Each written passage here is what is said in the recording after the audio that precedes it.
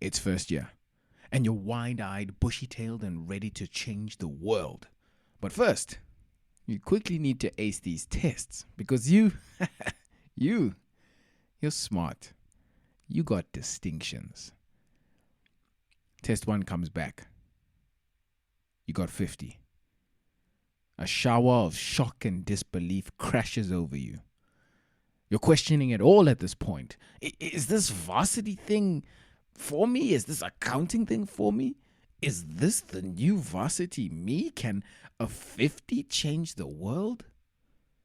Test after test, every other 50 feels like proof, not progress. And without realizing it, you've become a 50 student. You see limits, not possibilities. You are trapped in a fixed mindset.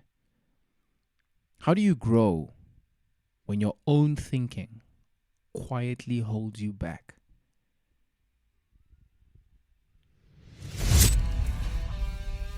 Once more, we are joined by Yvonne Starkey, CASA, study mindset and strategy coach and founder of accountingstudyadvice.com. We chat about how a fixed mindset may be holding you back in your studies and in your life.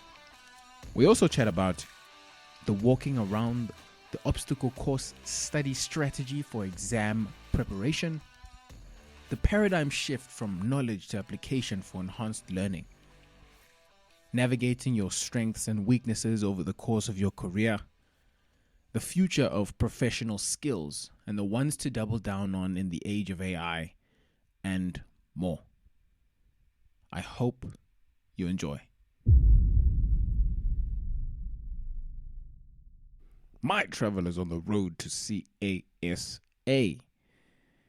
Women's Day factoid for the month.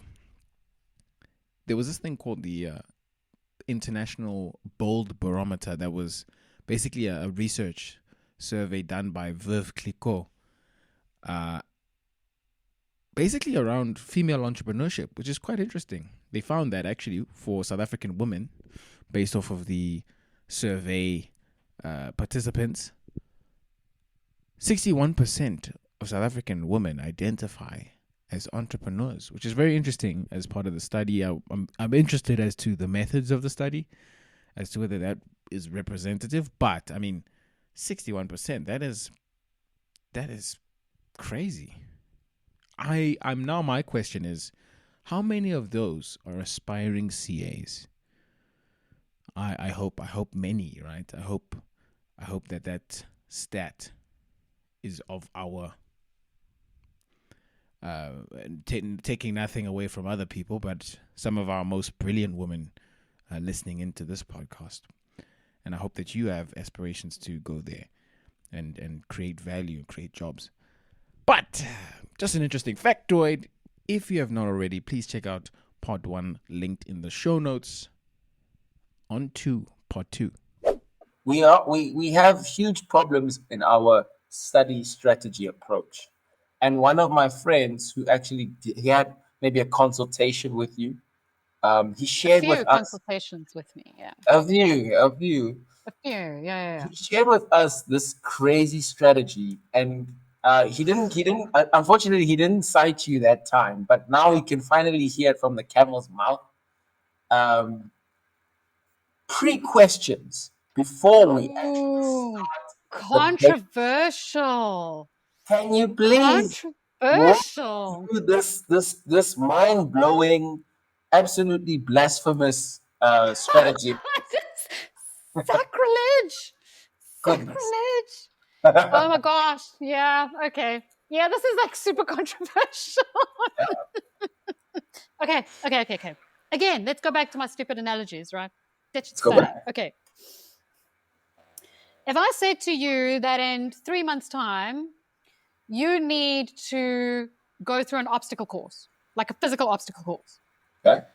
3 months' time, in order to pass your exam or whatever, your exam is going to be an obstacle course. That's what you need to do. Oh, no. I'd rather have the exam. No. Okay. So I say to you, 3 months' time, you're going to have to do an obstacle course. So you have 3 months to prepare for the obstacle course. What is one of the first questions you're going to ask me? I would hope you ask me. In order to prepare properly for that obstacle course. What is my thing is like, what are like the types of obstacles that I'm going to be encountering? Right. Can I see the obstacle course? Because the type of obstacle is going to impact the type of preparation. So if you go in there and you go, well, shit, that's pretty high. I'm going to have to climb up that thing. I'm going to have to work on upper body strength. Okay? Sorry, I don't know where the balloons come from. Because you have to climb. You have to use maybe the that's like your celebration for the climbing. Like a balloon. You have to raise to the sky like a balloon. Yeah, that's what that is. Good one. Okay. If there's a water obstacle and you don't know how to swim, now you know, okay, I'm going to have to learn to swim. Okay. So I call it walking around the obstacle course.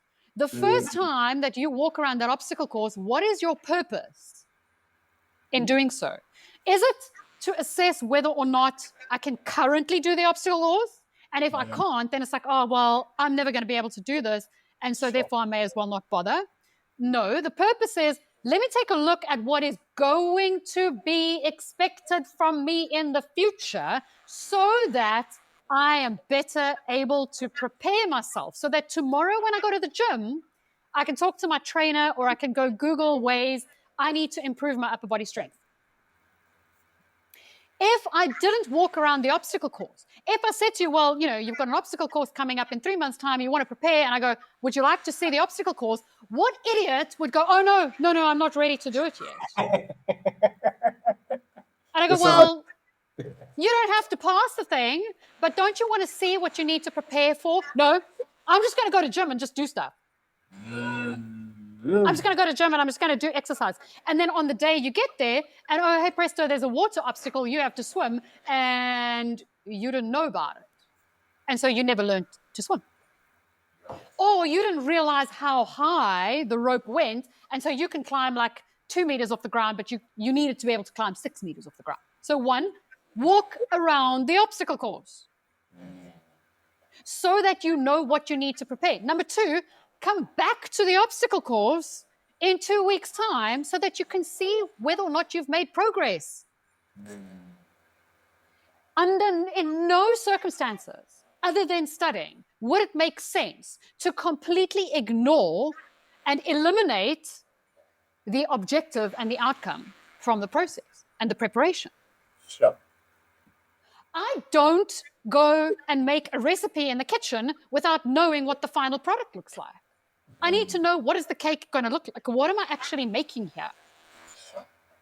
Nothing. We do nothing. There is nothing in our lives that we have to prepare for and do that we don't start off with and go like, what am I doing here? What's the outcome? Yeah. So for me, I'm like, look, start off by doing a question. There's two reasons. One, walk around the obstacle course. What do you actually want from me? Okay, so it's deferred tax. Always deferred tax. But what am I supposed to be able to do? What do you want? Because there's a very big difference. For example, if I said to you, I want you to calculate deferred tax versus I want you to explain deferred tax. Ooh, big problem, right? So when you go into your studies, are you focusing on calculating deferred tax? Or are you focusing on explaining deferred tax? How do you know which to do? How do you know what they want from you? Oh, I know. Go and take a look at questions. What am I going to have to be able to do with this knowledge? One. Two, you don't understand the way your brain works. You're working counterintuitively to the way your brain works. Why? Your brain is the most incredible problem-solving machine. Your brain loves problems. Your brain is a problem-solving machine. And what do when you study? You sit on your hands and go, I'm not giving you a problem. I'm just going to give you a whole bunch of information. And you're going to sit there and you're going to listen to it and go, And your brain is going, give me a problem. Give me a problem. And you're like, no, you can't have a problem because until you know how to solve the problem, I'm not giving you the problem. And your brain is going, okay, fine. Yeah, sure. I'm just going to take information and put it down. I don't know what you want me to do with it. I'm just going to remember it. So I'm just going to put it in storage. And then your brain goes like, give me a problem. And you go, no, you can't have problems because you're not able to get them right yet.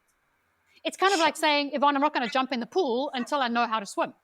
Yeah. Yeah, well, in order to learn how to swim, you're going to have to jump in the pool. You would never, ever teach a child the way that you learn in university. If you had a child and your child came to you and says, oh, can I do a puzzle? There is absolutely no way on this God's green earth that you would say, no, you're not allowed to do the puzzle because you can't get it right yet. Yeah. No ways. No ways. And yet somehow we've twisted learning into this idea that questions are untouchable. That somehow there's this massive consequence to getting a question wrong. Thou shalt only do questions when thou is sure that thou shalt get it right, because that is the only purpose of question. To assess, can I do the exam? It's as though the world's going to blow up, as though it's some kind of irresponsibility, as though it's like, I can't touch questions. Well, why can't you touch? Because I'm going to get them wrong. Okay, I'm confused. Like, what's the problem here? So, yeah, it is very controversial because we have spent so much time being indoctrinated with the idea that you are not allowed to make mistakes and that there's no value to getting things wrong and that learning is about knowing the answer before you start understanding a problem, that you should never touch a problem unless you know what the answer is. And yet somehow, apparently, we're supposed to be developing a generation of financial leaders who will do what? Oh, I'm sorry, what? Oh, yeah, solve problems other people can't solve. Yeah. Except that what we're doing is creating a generation of students who go, oh, I'm sorry, I can't solve that. I've never done it before. I'm probably going to get it wrong. So, yeah, very controversial. Two big reasons. One, it's the way that your brain works. Your brain absorbs information when it has problems and sits and scratches at it, which is why we struggle to fall asleep at night. If you watched a movie and you haven't finished the movie, if you've studied and you haven't finished the chapter, if there's no closure, your brain scratches at stuff. Why? Because it's learning while you're sleeping. It's your superpower. Your superpower is that your brain wants closure and your brain wants to understand. So give it problems. Let it work. It's studying while you sleep. It's learning while you sleep. And you're just going, no, I'm not giving you problems because you're too stupid to do it yet. Sure. So one, it's about properly understanding what learning is. What am I working towards? What do I need to be able to do with this knowledge? And two, it's how your brain works.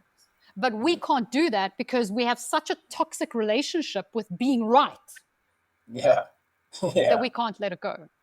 So for me, it's the most like perfectly logical thing on earth. But it's like highly controversial. So yeah. It's an interesting one. What's the nice, catchy term for that? The pre-question method. I don't know. I talk about it as walking around the obstacle course. Walking around the obstacle course. Yeah. Gosh, we've talked about houses and furniture and and engines and obstacle courses. I love the analogies, by the way. I think they give you a picture. They give you a picture to work with. Very visual. Very visual, yeah. We have to talk about the growth mindset, Yvonne. We have to talk about it. You've been touching on it through all of these different methods and through all of these problems that we're trying to solve. But I think it really comes down to, do you have that growth mindset that welcomes the problem in order to grow from that? Or do you have that fixed mindset that says, I'm only here, or I'm only here, or, I'm not smart enough to do the question yet? Please, can you just give us a masterclass, a 5-minute masterclass on everything that you know? Because you even did your master's in accounting education, mindset, and strategy. And I'll be starting my PhD in the new year as well. Can't wait for that. I'm very excited about it. Okay, yeah. Okay, so mindset, as most people understand it, is like a little surface touching, like a little, not shallow, but a little it's like really just touching the surface. But the idea is that people, if we take two extremes, right? Because obviously we're all on a range. If we take two extremes, the idea is that we have an implicit belief or an implicit theory of intelligence. So everybody has an understanding or a belief about what intelligence is. This is not a conscious thing. Like nobody has ever said to you, Yvonne, what is intelligence? We don't do that. But the reality is we hold a belief about intelligence, right? And there are two distinct or two extreme, if you will, ideas of what intelligence is. One is I have a certain amount of intelligence, like I have a certain amount of smartness, and that's all you get in your life. And so if you come across a challenge that is too much for you to do, like I fail the test, for example, the interpretation is more likely to be, I'm not smart enough for that. Because if I was smart enough, then I would have passed. So we tend to back off because we're going, well, if I don't have enough intelligence, there's nothing I can do about that. I can't change how much intelligence I have. Like I can't change that. And so what you were saying earlier about the internal and the external locus of control, to some extent, this is like an internal that you can't control. It's like I can't change how much intelligence I have. And so this type of person has a completely unconscious belief that when you can't do something or you get to a wall, that's the end of it. There's nothing you can do about it. Like, I don't have any more. Other people are passing because they're smarter than I am.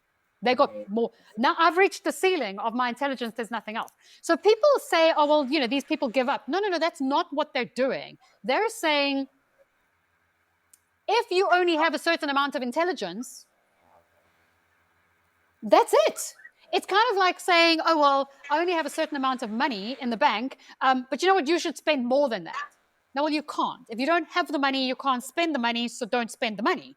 I'm not being ridiculous, like there is no money. So it's a finite resource. Whereas the growth mindset has the idea that whatever you know now, you can always build on. Intelligence is not a finite resource, and whatever I know today, tomorrow I will just know a little bit more, and a little bit more, and a little bit more. And so smartness is not a label. It's not a thing. Like if I'm getting something wrong today, that's fine. I don't care. It's not because come back tomorrow, let me figure it out. And so for these people, it makes sense to put in effort because, well, if I work a little hard, I'll gather a little bit more intelligence.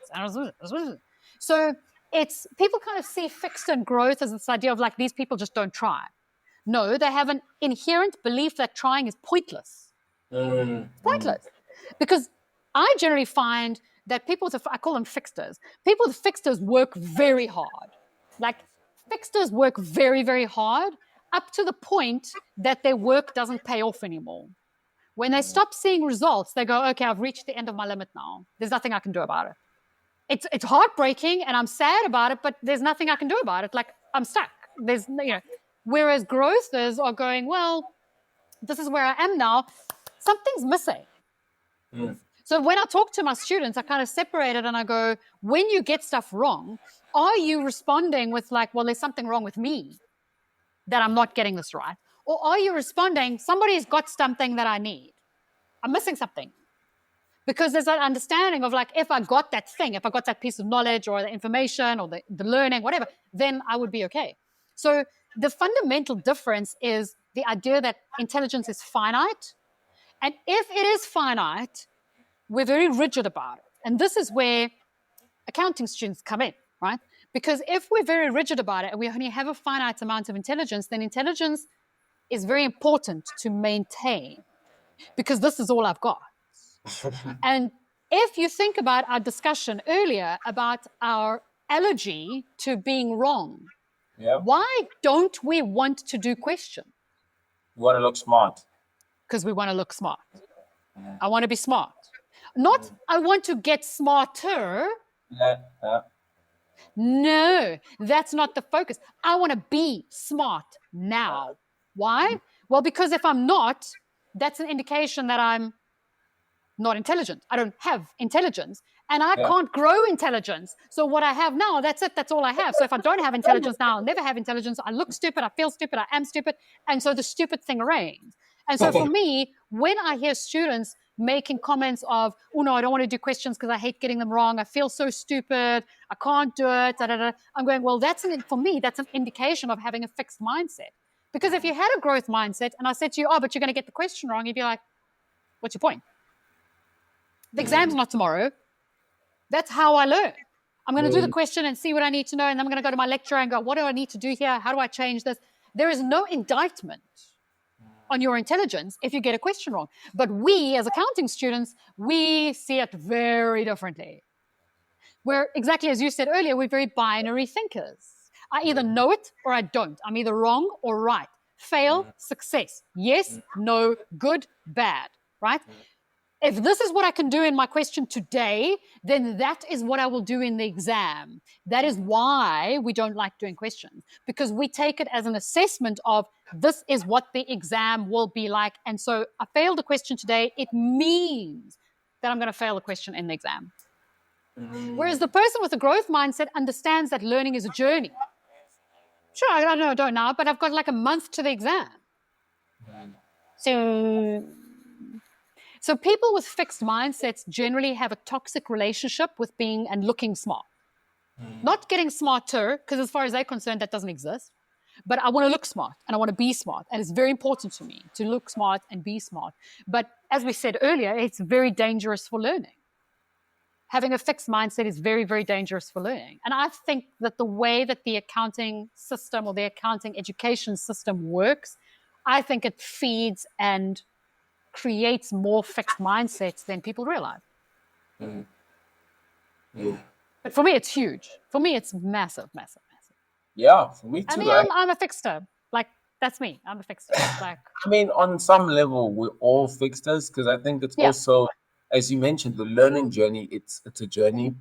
It's a journey, and so there's just always going to be things that you need to improve, and there's things that even those growthers do in a fixed way. It's actually, again, it's not a binary thing of you're either a fixed mind person or you're a growth mind person. It's actually, for certain things, how fixed are you? How growth oriented are you? It's actually generally on a spectrum. But I actually wanted to turn to this one idea that I was chatting with an academic trainee for me this year.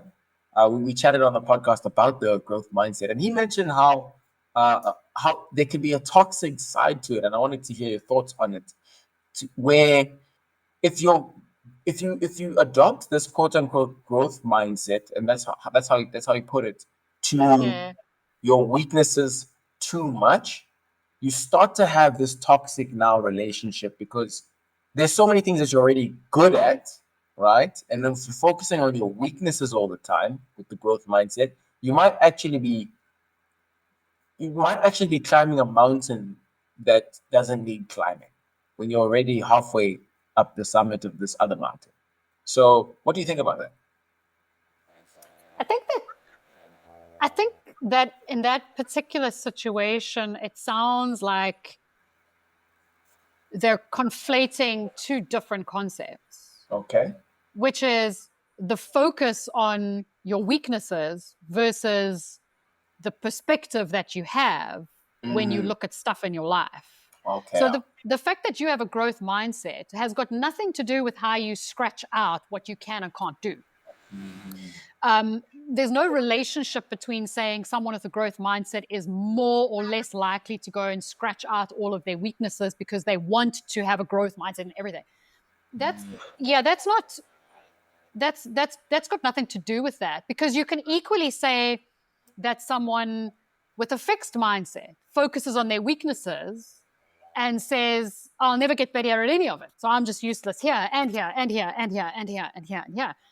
So I think those are two different issues of either focusing on what's in front of you with a growth mindset or a fixed mindset, or scratching out in your life and going, oh, and there's that.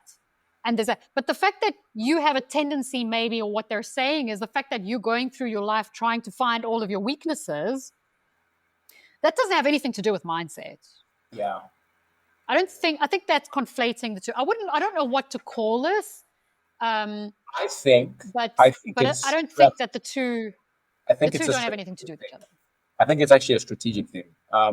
So there was this book that I read called Managing Oneself. I highly recommend it. I think I've quoted this a number of times on the podcast, but it was a book written by this management consultant, Pt2.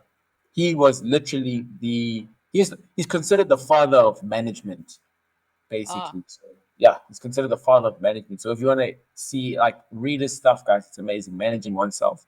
And there's these three questions that people don't answer at the beginning of their career, which is criminal in becoming a professional.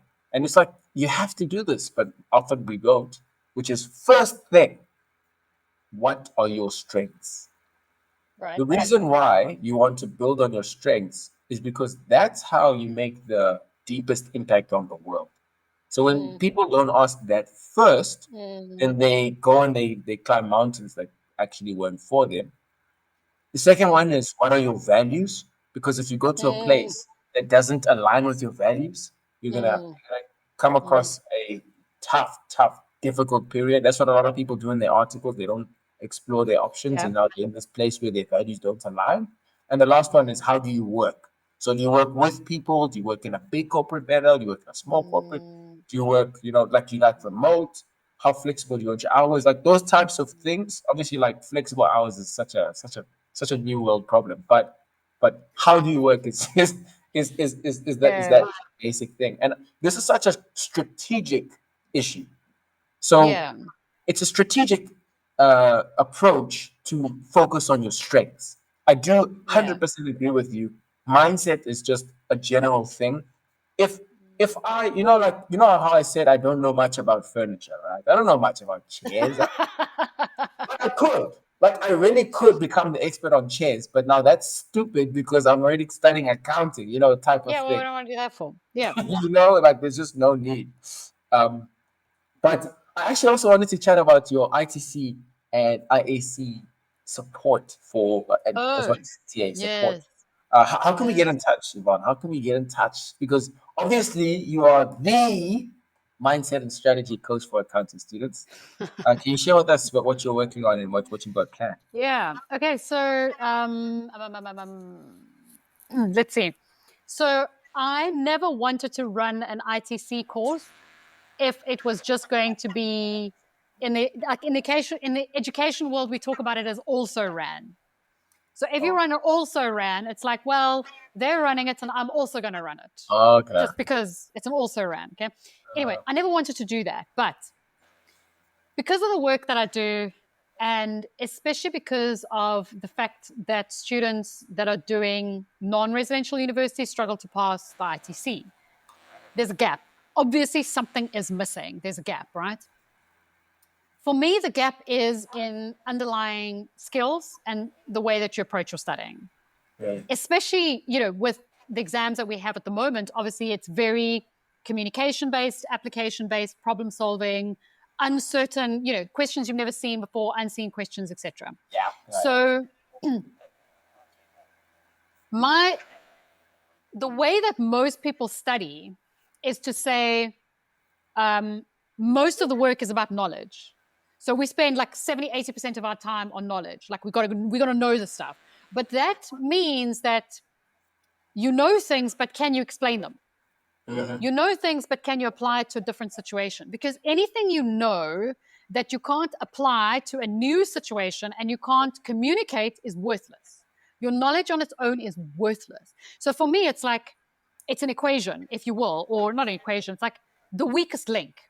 If you know 60% of your stuff, but you're only able to apply at like a 30% rate, and you can only communicate at a 30% rate, you're going to get 30%. Yeah. Because if your knowledge is higher than your ability to apply and communicate, that is you have no value if you can't communicate what you do, right? So for me, most board courses focus on the knowledge. Here's the revision, here's the new stuff, here's the updates, here's the lectures, and I'm like, fine. But for me, my problem is when I look at the way that students do discussion questions, they don't know how to communicate. They don't know where to start. They don't know the balance. They don't know how to structure their sentences. They're waffling. They're saying things too much. They're saying things too little. They're not dealing with things that they should. They're knowledge dumping. You are not going to learn how not to knowledge dump if all you're doing is spending your time learning theory. So most of the students that I work with are repeat students because they have the knowledge, but they're struggling to use the knowledge. Uh-huh. So my course focuses on practical tools to develop underlying skills. So I have, how do you assess your knowledge? How do you read the case study better? How do you make sure that you read the required and interpret the required properly? How do you do discussion questions? How do you communicate? How do you do discussion questions? How do you strategically think about your exam? Because you do have a time limitation, so you have to prioritize. But if you don't practice prioritization, it doesn't magically happen, especially not for our personalities that are generally perfectionists. Top to bottom, left to right, start to finish. That's not great in an exam. And how do you structure your thinking? Your lecture's always like, oh, you must plan your answer. Yes. And how do I do that? How do I know what you wanted me to deal with? How do I know that I was supposed to cover that? How do I know that I was supposed to cover that for 10 marks? I only put it down for 1 mark. How was I supposed to know, right? Planning and structuring. So there's 2 sides to my course. The one is the skills, the underlying skills. So in the course, I have 6 tasks. I give you the skill. It's like a tool. I give you the tool. This is how to do it. And then you do a past ITC question. You send it to me and I give you feedback, individual feedback. I write you a little letter and go, you did this right. Take a look at this. Take a look at the way that you said that. You need to think about this, whatever. So it's qualitative feedback. And I have 6 questions that you do that in a sim exam. And then I have a one-on-one call with the person to talk about what I call the behind-the-scenes stuff. What's going on in your head? Do you have mindset challenges? Do you have fear of failure? Do you have stuff that's cropping up from the past, mental blocks? You're not sure how to study, whatever. So the course itself is designed for the practical skills, like how do I actually do questions better? How do I study better? And then the one-on-one sessions are for us to talk about what's going on in your head, because you study on your own 90% of the time, which means if you've got weird stuff going on in your head, it's going to impact the way you study. If you have a toxic relationship with being right, you're going to struggle to do practice questions. If you have a fear of costing, you're going to avoid doing costing questions. So let's talk about it. So so the course is very different. It is very, very different. At the moment, I'm working with the students, the repeat students who failed ITC in June. So SAICA was really great. And they're paying for the board courses for the students who failed in June. I'm not sure if people are actually aware of that, but that's damn impressive, right? So they're like, the pass rate's ridiculous. Things are not going right. And so SAICA is paying for the board courses for students who failed in June. And there are 3 or 4 board courses that they would pay for, and mine is one of them. So I've got quite a lot of students on my board course now that we're prepping for January. I just cannot, that pass rate has to change. Like, it just kills me. It breaks my heart. And again, I really do believe that application and communication is a bigger problem than knowledge. If for no other reason, then we just don't focus on it.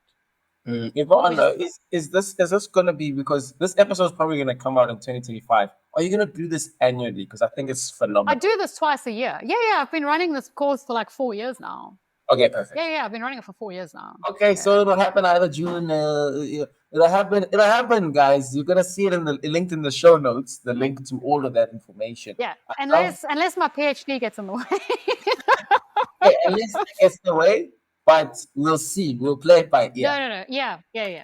It's a passion of mine. I love the course, so it's good.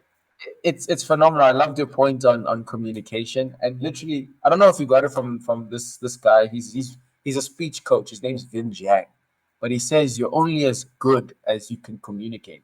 So no matter how technically competent you are, no matter how much knowledge you have, everyone will perceive you as much as you can communicate. That's it. Yep. So if you're a 10, this is now people. I get frustrated because people are like, oh, it's the new fourth industrial revolution, artificial intelligence, like all the rest of them. They go, oh, we should go and learn coding and all of that. And I'm like, cool. Have you actually really thought about what this practically means in the professional world, though? Because we've all heard, and we probably still grew up on the idea of the phraseology, knowledge is king, right? Knowledge is king, like knowledge is power. Uh-huh. No, it's not. Not anymore.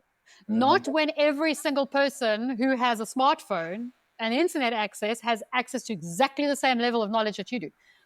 In the past, back in the day, pre-internet, whatever you want to call it, people who were paid money were paid because they held knowledge to ransom. That is essentially what professionals were paid for. Why did you go to a lawyer? Well, because you didn't know the law, and he did. Why did you go to an accountant or a tax practitioner?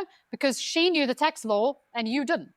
And I mean, this goes all the way back, if you think, to like really, really, really old times, where the only people who could read were people in the church, right?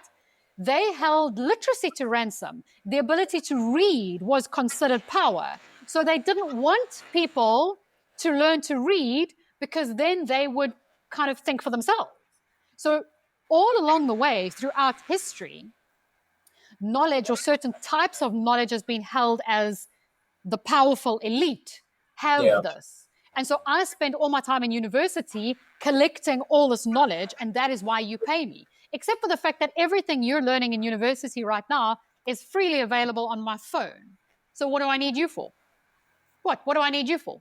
I need you to explain how this works for me. Tell me what it means in my life.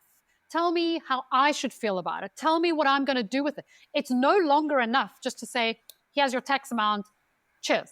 No, people want to understand what's happening, what's good, what's bad. Can you advise me? Is this a good thing? Is this a bad thing? What does this mean? What do I do? How do I prevent this next time? All of that is application and communication. So people have this idea that, AI is going to be all technology based. No.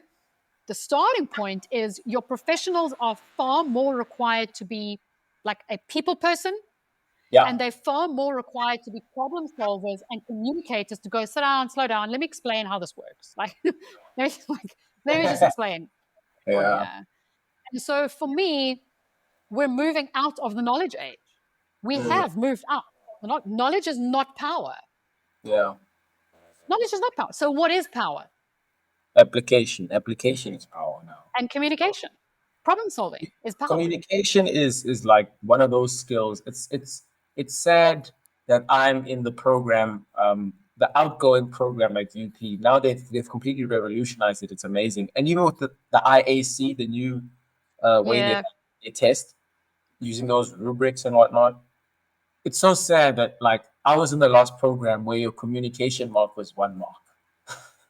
No, but see, that's not true. That's not true, though. Yvonne, literally. No, it's not true. Because, okay, so in your accounting exam, do you have accounting treatment questions? Accounting treatment discussion questions. Yeah. Okay. So if you are not able to put a sentence together, are you only going to lose the communication mark? Look, Yvonne, what I'm saying is, look at the mark, like the layout. They say they call it a communication or layout. I know. I'm well aware of what they call it, but it's rubbish. It's not true. But actually, yes, I know it is. It's everything. The whole paper is communication, and that bugs me, because students go, communication is only like 3 marks of the paper. No. Your accounting treatment question, if you can't string a sentence together, you get 0. Yeah. That's communication. If your communication sucks, but you know the accounting treatments in your head, you get 0. The communication is not 1 mark. The communication is the entire accounting treatment. It's the whole paper. But what they don't do, teach you the communication. Yeah. It's always like a last thing. Okay, but now Yvonne's going to teach you her link will be in the show notes, guys. She can teach you the whole thing, because there's a lot that we couldn't touch on today. Yvonne, if you could go back to first year, second year, maybe even high school, Yvonne, what would you tell her? Ooh. Man, that is such a good question. You know what? Oof. Mm-hmm. I don't know.